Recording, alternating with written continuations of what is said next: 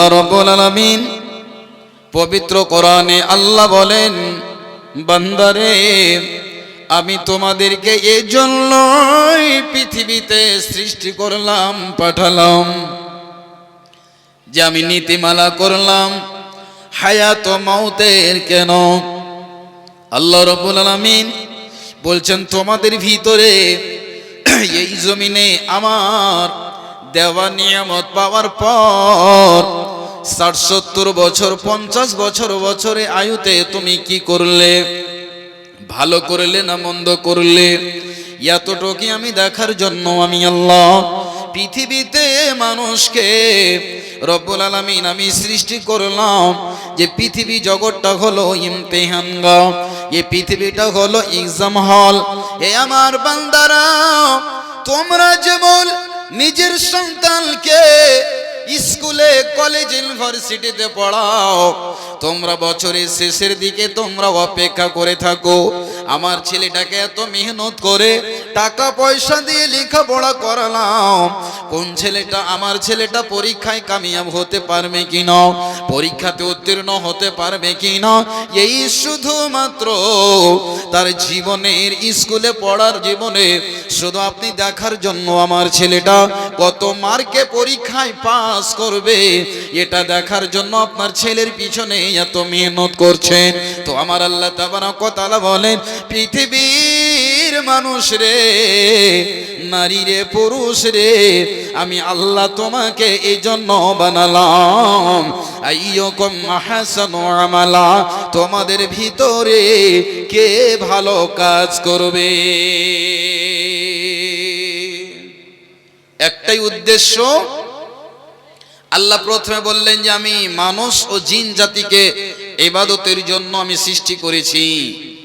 দ্বিতীয় নম্বরে আল্লাহ বললেন তোমাদের ভিতরে কে এমন, তোমাদের ভিতরে কে আমল করবে ভালো, এই ভালো আমলটুকু দেখার জন্য আমি রব তোমাদেরকে পৃথিবীতে মানব পাঠালাম। সম্মানিত দিলে ভাই বন্ধুরা আমার, আপনাকে 2 মিনিটের একটা উদাহরণ দিব, তাহলে বুঝতে পারবেন আমাদের জীবনটা কেমন। আমার আপনার জীবনটা হলো একটা স্টেশনের মতো, আমার আপনার জীবনটা হলো একটা এয়ারপোর্টের মতো, আমার আপনার জীবনটা হলো একটা বাস স্ট্যান্ডের মতো। আজকে আপনি কিশনগঞ্জে চলে যান, আপনি আজকে এনজেপি স্টেশনে চলে যান, ফারাক্কা চলে যান, মালদা চলে যান, কলকাতা চলে যান, ভাই আমার বন্ধু আমার, প্ল্যাটফর্মে দেখবে, স্টেশনে দেখবে হাজার হাজার মানুষ তারা স্টেশনে বসে রয়েছে। ভাই আমার বন্ধু আমার, ঠিক যখন নির্ধারিত সময়ে গাড়ি এসে যায়, প্যাসেঞ্জার গুলোর জন্য একটা অ্যালাউন্স হয়ে যায়, কৃপা ধ্যান দে, সহযোগিতা করার জন্য আপনাকে বলা হয়, ও যাত্রীরা, সেই এনজেপি থেকে কলকাতা হাওড়া যাওয়ার গাড়ি এখনই ঢুকছে 2 মিনিটের ভিতরে।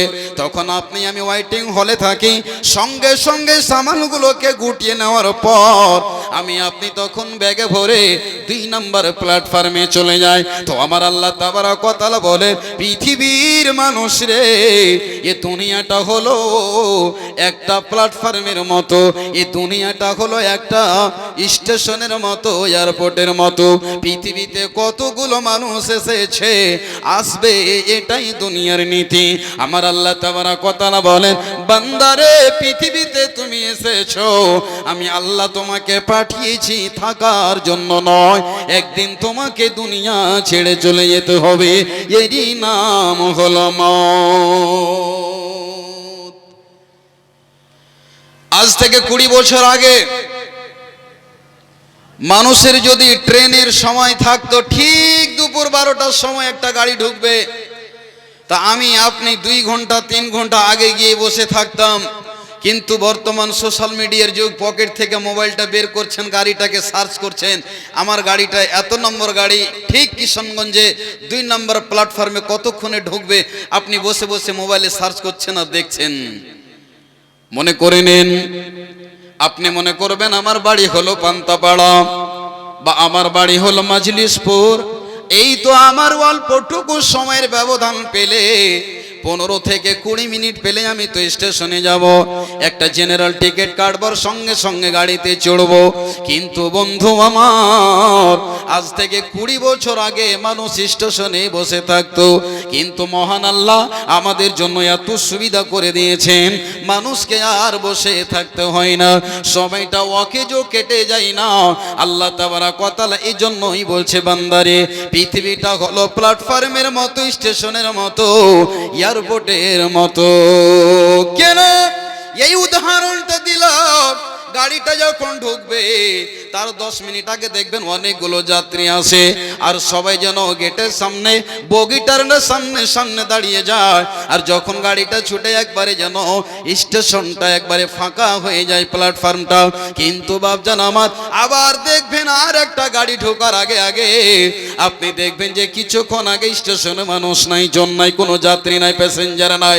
কিন্তু আবার যখন গাড়িটা ঢোকার 10 মিনিট হবে, কে কোথা থেকে এসে যেন প্ল্যাটফর্মটা ভর্তি হয়ে যায় কি যাই না।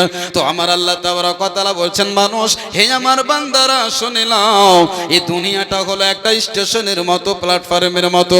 তোমার দাদা ছিল, তোমার দাদা চলে গেল, তোমার বাবা আসলো, তোমার বাবা চলে গেল, তারপরে তুমি চলে যাবে, তোমার সন্তান চলে যাবে। এই দুনিয়ার নীতি হলো আসা আর যাওয়া, এরই নাম হলো মওত। আপনার বড় আব্বা ছিলেন, আপনার দাদাজি ছিলেন, আপনার বাবা ছিলেন, লোকগুলোকে খুঁজেন, পাবেন না। আল্লাহ রাব্বুল আলামিন বলছেন, এবার আমি যে বিষয়টা আলোচনা করতে যাচ্ছি সেটা হলো মৃত্যু। আপনি বলবেন, মাওলানা মৃত্যু হতেও পারে নাও পারে, আপনার কোনো এতে সন্দেহ আছে? বলেন, কোনো সন্দেহ নাই। আমার আল্লাহ তাবারাক ওয়া তাআলা বলছে, বান্দারে মৃত্যু হবেই হবে, এতে কোনো সন্দেহ নয়। মৃত্যু অনিবার্য, যার ভিতরে আত্মা আছে তাকে মৃত্যুর স্বাদ গ্রহণ করতেই হবে,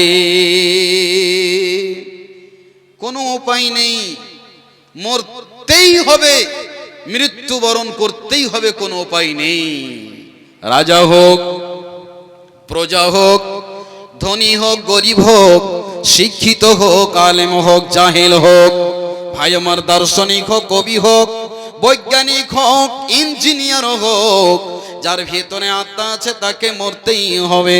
আল্লাহ পাক রব্বুল আলামিন বলছেন, বিসমিল্লাহির রহমানির রহিম, কুল্লু নাফসিন যায়িকাতুল মাউত।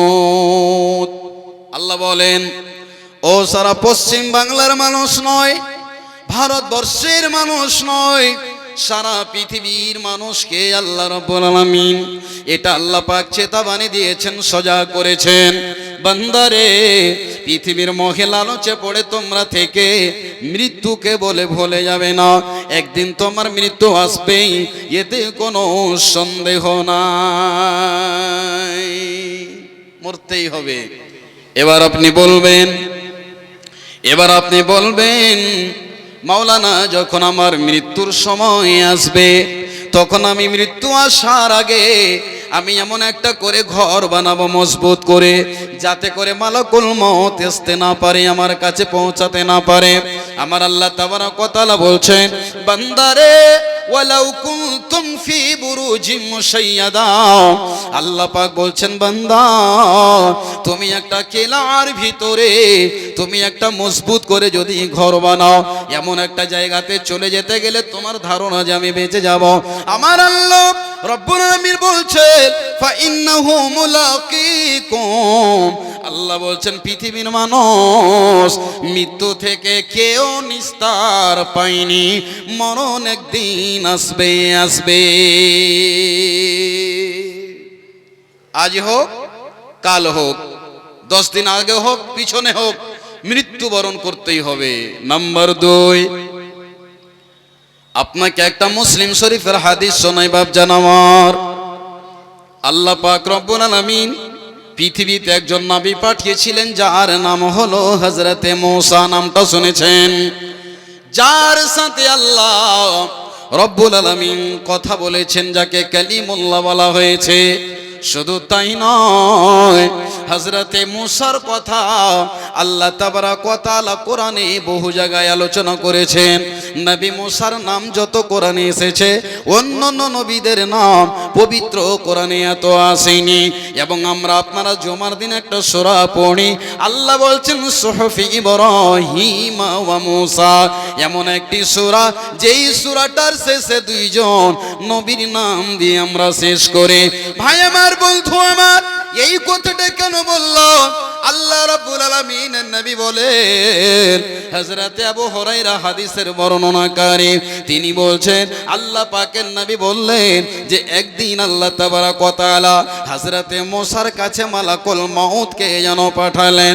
যখনই মালাকুল মউত আসলেন, আসার পর নবী মুসাকে বলছেন, নবী মুসা, তোমার মৃত্যুর সময় হয়েছে, তুমি তোমার রবের কাছে চলো, তুমি তৈরি হও, তোমার এক্ষুনি জান কবজ করা হবে।